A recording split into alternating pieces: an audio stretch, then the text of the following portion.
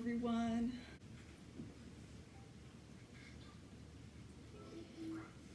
Oh, you're so precious. I bring to you the long-awaited video. No one was asking for it, if that's what you were wondering. I'm making it because I have long awaited to make this video. So this is, as you know, my portfolio video that got me into OCAD, and it's very exciting. I had a lot of fun making this portfolio, but it was also a lot of work, and sometimes it was hell. So I'm not gonna say it was easy. So I'm gonna start with the biggest piece because it's really in my way right now. This was the only one in my portfolio that I made for class. So this is a big tiger boy running through the lake, I guess. It was kind of fun, and I figured, like, the reason it was in my portfolio is because it's big. It shows, you know, skill, because I think it was I didn't do very many animals in my portfolio, so I thought this would focus on a cool animal. So that's number one. Remember when I said that the first one was the only one that I made in class? Well, I was wrong. My first oil painting portrait. The really important thing about the portfolios that you make is have like a technical show of your abilities. So for me it was, here was the colors in the skin, was what I was really proud of. So the entire painting, I'm so sorry, this is like this is behind glass, so it's a bit reflective, but basically I was going for really deep values, and there was like dappled sunlight on my face, so I wanted to show that, the colors in the cheeks. All this stuff shows my use of color in portraits, which is very important, and, you know, facial anatomy. This is a portrait of Regie Korchinski-Paquet, who she died about a year or two ago. It happened in Toronto. I live in Canada, so I figured, you know, it hits close to home, and it's a wake-up call. It shows us Canadians that this doesn't just happen in the US. This happens everywhere. Racism is everywhere. She was partially Native and partially Black. So we think that that was part of why the police targeted her. And the police had no reason to enter her house, but they did anyways. And it was just extremely unjust and violating her human rights. So I guess this was a little tribute. But about the technical stuff, I was experimenting with, I had a really great interest in moths at that time. They represent death to me, so it kind of made sense as a death tribute, and they're also really pretty. And I was also experimenting with this type of line art where I did like circles, and like a lot of it continuing connecting lines, and this was just so much fun to do. Moving on, this is my smallest piece in my portfolio. Oh, the lighting is, here we are. This is the smallest piece in my portfolio. It's got a stupid name because whatever. It's called Mia in Gold. I don't know anyone named Mia. This was just someone that I found on Pinterest. I drew, I liked it, and I made a print onto wood with resin and acrylic. So I just like this. That's all. It's on wood. Fun fact, my stepmother tried to take it without payment because I owed her. So there's a fun fact for you. Next. Ooh, now that I'm 18, this is like allowed on my channel. So this is great that I'm allowed to show this.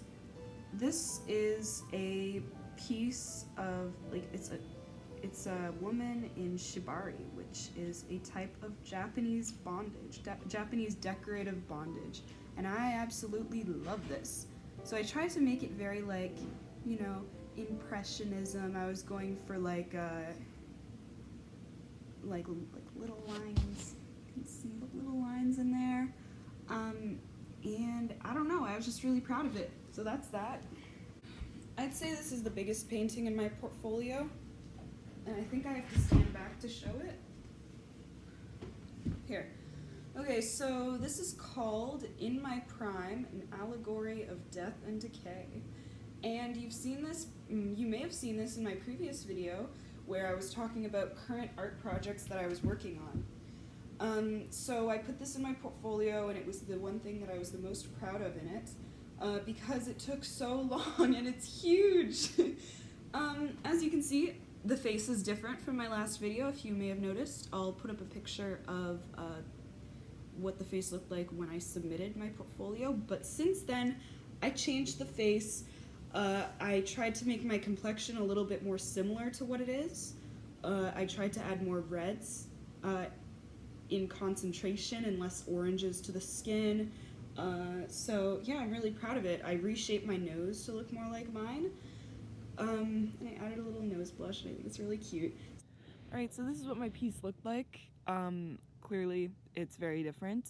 So this painting is quite personal to me. It was my first painting that I actually am proud of, that I think I've derived my own inspiration from without any help.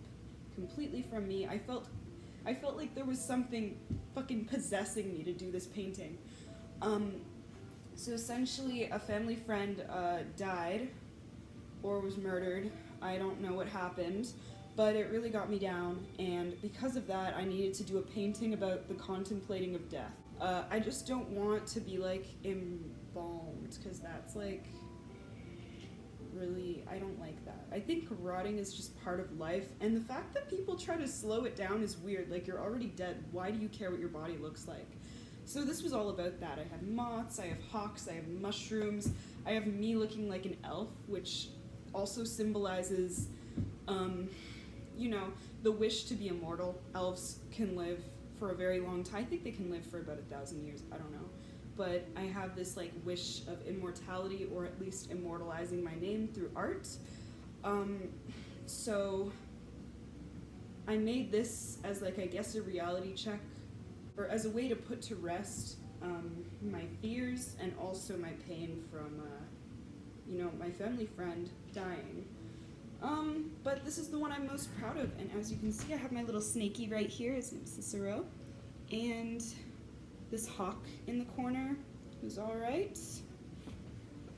These moths represent the cycles of decay, so it goes from like a full type of corpse to like a bit less going on to like the skull to like full skeleton. I thought that was kind of sick. And just like different kinds of mushrooms. That's it. But yeah, I'm really proud of that one. Alright, so this is a mural that I did on a wall, and this is like a fairy children's illustration that I did. This I made a little while ago, maybe a couple years ago.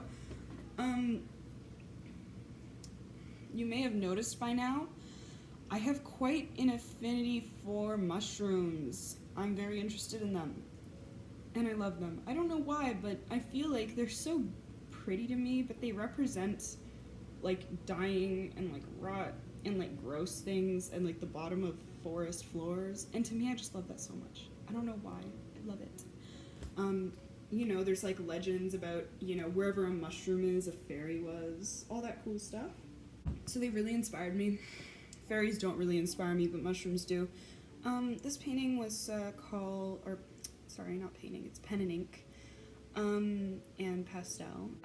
Big mushrooms instead of trees, and it's like twilight, all cool, and we have like really tiny deer, and then we have giant slugs, and I just thought that was really cool. And then we have like big 4-leaf clovers, but no trees, and no like real grass. There's like gross grass, and some leaves, and that's it. I just thought experimenting with pen was what I was into. Here's a little close-up. You can see the detail on the top of the mushroom. But yeah, I was super proud of this and put that in my portfolio. Maybe this video is like a huge flex. I don't really know. I'm sorry. Flexing. I'm proud of myself, even though had a hard time being proud of myself. A lot of my friends are also artists, and they're really, really good at art. And I'm so proud of them. I always compared myself when I was in school, and then when I got out of school, I just went off and found my own path. And oh, look at him. So this is my last one, and I kind of made this list out of order. This is a portrait of me with a dog that was kind of in the family for a while, and I used the dog's hair. It was pretty fucking weird, but I kind of like imagined, wouldn't it be cool to like have a gallery viewing where you can like touch the paintings? This is an oil painting of me, biggest painting that I've done of a face so far, so I was pretty proud of that, and that concludes this video. I hope you guys enjoyed, maybe felt inspired. I've seen a lot of diverse portfolios get into OCAD, and you know, videos like these really, you know, got my hopes up and inspired me to get in, and then it fucking happened. So, you know, stuff's crazy sometimes. In another video, I'll show my sketchbook tour that I submitted, and that's about it. I'll see you guys. Remember to take care of yourselves. Goodbye.